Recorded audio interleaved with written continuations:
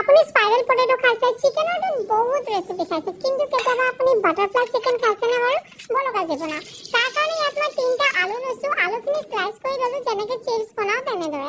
এতিয়া নিমখৰ পানীত 10 মিনিট তিয়াই থ'ম। ইয়াত লৈছোঁ বনলেছ চিকেন, হালধি, ৰেড চিলি পাউডাৰ, অকণমান জিৰা পাউডাৰ, চিকেন মছলা, নিমখ, আদা নহৰু পেষ্ট, আৰু ইয়াত 2 চামুচমান কৰ্ণফ্ল'ৰ আৰু 2 চামুচমান বেচন ল'লোঁ আৰু ভালকৈ চিকেনখিনি মেৰিনেট কৰি দিম। এতিয়া চিকেন ৰেডি আছে। এতিয়া আলুখিনি উলিয়াই লওঁ। আলুখিনি আমি নিমখৰ পানীত সেইকাৰণে তিয়াইছিলোঁ, তাৰ কাৰণ দুটা। এটা আলু ক'লা নপৰে, আনটো আলু ভালদৰে বেণ্ড হয়।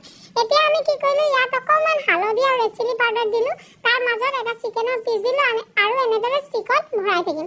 এইটো যোনটো ষ্টিক আছে হাজবেণ্ডে ঘৰতে বনাইছে, আপুনি কাবাব ষ্টিক সেইবিলাকৰ টুথপিকতো বনাব পাৰে, আপোনাৰ নিজৰ ইচ্ছা।